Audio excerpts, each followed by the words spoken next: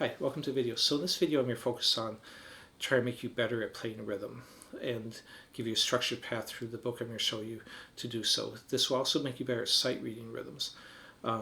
Even if you don't care about sight reading standard music, rhythms are used the same, how they're notated in tablature, chord charts, and standard music. So it's a good thing to be able to read rhythms.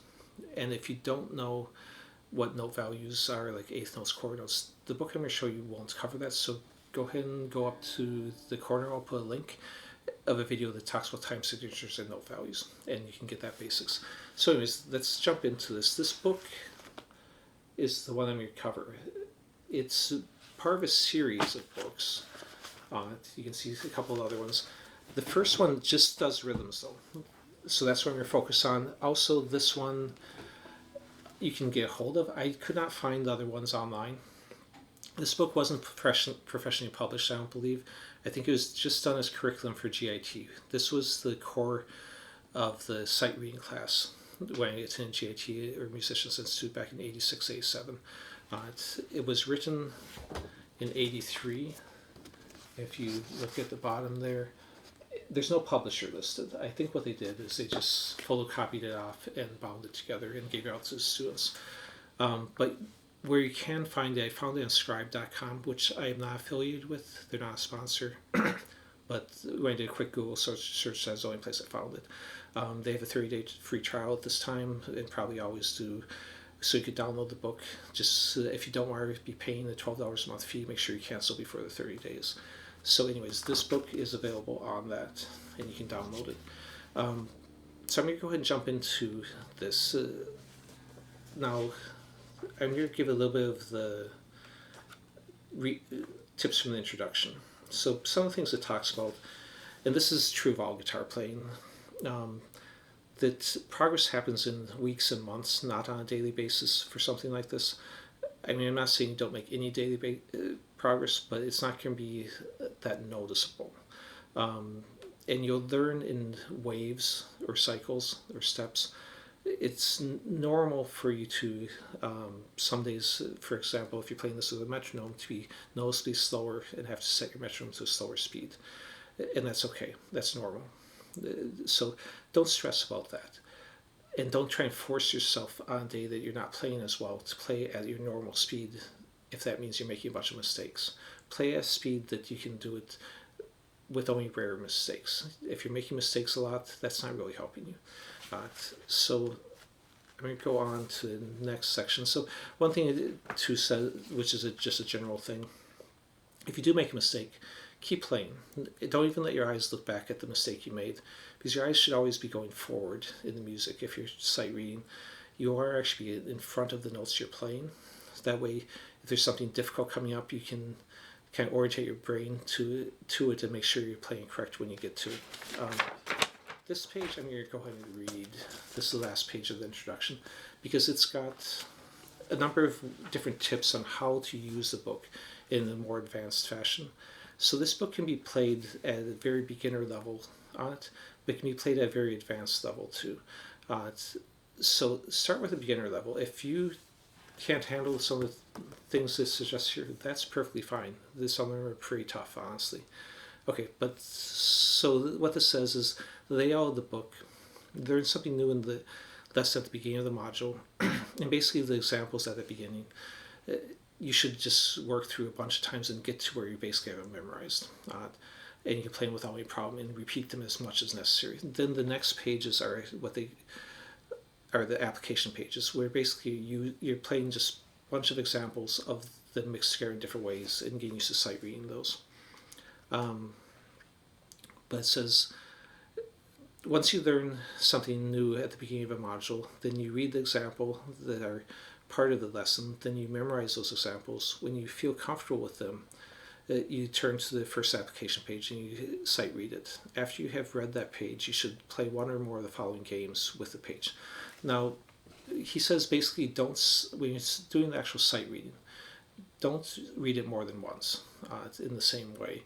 And the reason for that is you start memorizing it. So if you want to get better at sight reading, playing something that you've already partially memorized is not necessarily help you as much for the actual sight reading. If all you care about is getting better with rhythm playing, then that doesn't matter as much. So the ways to kind of get more repetition without having as many additional pages is, and also to improve your eye movement. So the first one is read the page, or just an exercise on the page backwards. Then you read every other bar, so you're skipping bars. And then read down in a vertical fashion from the first measure and all the ones under it to the second measure and all those under it. You may think of other interesting ways of reading the music. These are games designed to increase your control of your eye movement. They're a very important part of your music reading program. Okay, so that's the first way to do it. And those aren't that hard. If you're at beginning or intermediate level, you can probably handle a lot of those. The next one's a little bit harder. After you have become familiar with the entire page of rhythms, play it again and add melody to the rhythm. Here are a few suggestions. Play the first measure of rhythms using the root of the scale, the second measure using the second step of the scale. So basically you're playing through whatever scale you're playing. If I'm playing like an A minor, I'm doing one measure of rhythms, whatever it is, on that first note, and then moving to the second note and doing the second measure of rhythms. The second exercise is play up or down the scale, changing pitches each time you play a note. So then if you have a measure of rhythms, you're, whatever it is, let's say it's eighth notes, then doing each beat of, or each rhythm potentially on there. Now I could do it as, like it just did there, or I could do it the eighth note on a new note for each note in the rhythm. And that's actually what he means on here. So anyways, rather than each beat. Then the third one is the same, but do it with arpeggio. So again, if you, whatever the rhythm is, you have arpeggio. And then, if it's going like 1 and 2 and 3, and you then put that rhythm onto the arpeggio. Okay. And the last one he suggests is record chords to a section of a song and then improvise a solo over it, doing whatever notes you want, but using the rhythms you're sight reading off the page. So that one's pretty tough. So in closing, you can sight read the page only once, then you should reread it several times normally, then play the eye movement and melody games several times, then move on to the next application. All right, let's jump into this. So here's the first set of exercises. So he's basically just covering eighth notes on this. And he says on this, he's basically wants you to concentrate on when you hit the notes, the attack of the notes, not how long they last.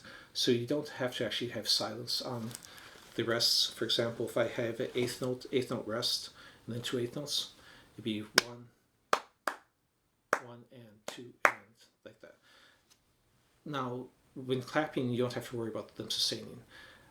I would say it's fine if you're having trouble to do the same thing here and go 1, 2, and. But technically you're playing a quarter note then, so if you're able to, I would go ahead and play it with the rest, which means you have to 1 and 2 and. You have to release pressure on the note, or if you're doing a chord, you have to cover up and release pressure, because if I've got open notes ringing, they'll keep ringing unless I cover up with something from this side or this side. So I'd go ahead and add in the actual rests of needing silence if you're able to. He recommends also tapping your foot, which I would say too, I'd recommend. That gives you a connection to the metronome. And if you don't have a metronome, just do a search on your phone or tablet or whatever, and there's a lot of free apps you can download for metronomes. This will give you a steady beat, and you can keep track of what beat you're doing the exercises at or sight reading at, and then try and gradually increase that. Okay, so the important part in this one is he's breaking into 2 beat groupings, and the reason why I say that's important is if you memorize possibilities, this gives only 16 possibilities, and some of them with just 1/8 note are pretty simple ones. If you put them into 4 beat, that will multiply out, and you start getting a large enough number that's difficult to easily memorize.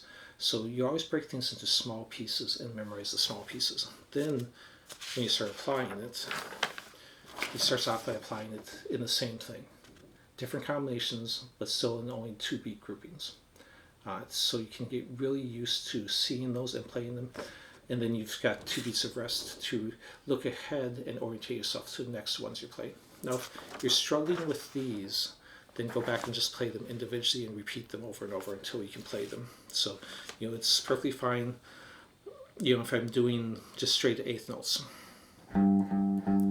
3, 4, 1, and 2, and 3. And just keep repeating that until you can do it without problems.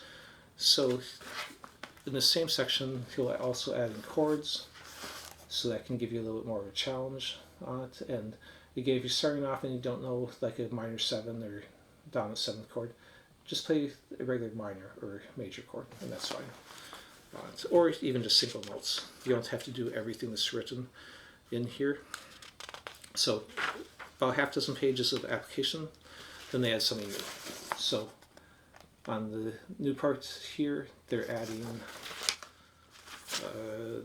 quarter notes and quarter note rests.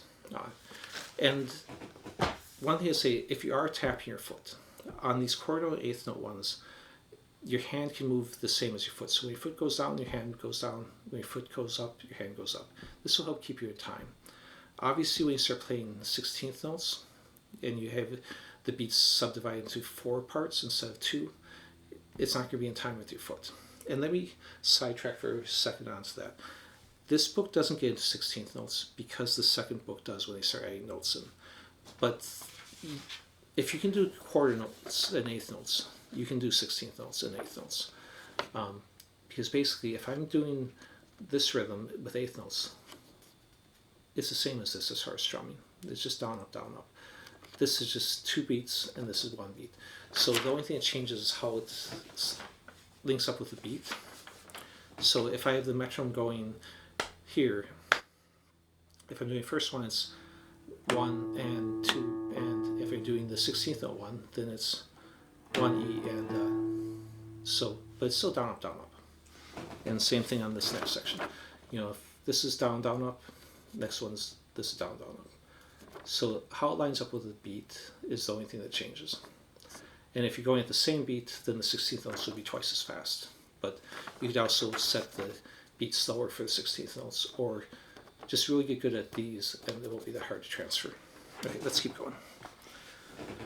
So on this, again, they add in quarter notes. It's still doing just 2 beat groupings on these, this sort of stuff. Just a lot of repetition with a lot of different, drilling into your head. And you could just write up your own examples of these two. Then module 3, basically you're combining it into 4 beat groupings. And if you know some of these, you can kind of see a little dotted line. So that way, that's just to help give you the idea and visualize that it's still the same 2 beat groupings. And then the next section, basically they're leaving off the dotted lines and doing it without that. As you move through, then they just keep adding one more element. So they add in dotted notes, for example. And the dotted notes, you're just adding half the value of the original notes. So a half note dotted would become 3 beats instead of 2 beats. But if you again if you notice, it goes back into, for the quarter note and 8th note ones, 2 beat groupings. Obviously for dotted half note, you can't do 2 beats, so that'd be a 4 beat grouping. But anytime they add a new element, they can be broken back into a 2 beat grouping. That's how you learn it first. And then you can just add that to the possibilities of ways to create different 4 beat rhythms. This also helps you to create new rhythms. Because if you look at all these possibilities in 2 beats, you can recombine those in so many different ways. That can be a way to kind of come up with new rhythmic ideas. And then you start adding the 16th notes and all that stuff. Again, gives you unlimited possibilities. So as you go through this, some of the other things they add, here they do a review page where they kind of go back and go through some of the stuff they've done before. And then they add in ties. They will also have some pages that have chord regressions on it, which again, if you don't know all the chords, you can simplify them or just play single notes on it. And after ties, they add in stuff like accent marks, triplets. So you have a wide variety of things that they're going through. But it's all structured in the same manner of doing them in a simple fashion, and then adding more complex. So you can kind of see here's the shows what they go through on here. So anyways, even if you don't get the book, take basic rhythms, break them isolate them in small chunks, then recombine them. That gives you the main idea of it. And then, create different games with it, different ways to practice. Anyways, so I'll leave a link to that Scribe page on the description. But if any of you guys find someplace else where you can get these and download them, like free PDFs or anything of these, leave it in the comments, and people can do that then. If you like the video, please click like or leave a comment saying you like it or subscribe. And thanks for watching.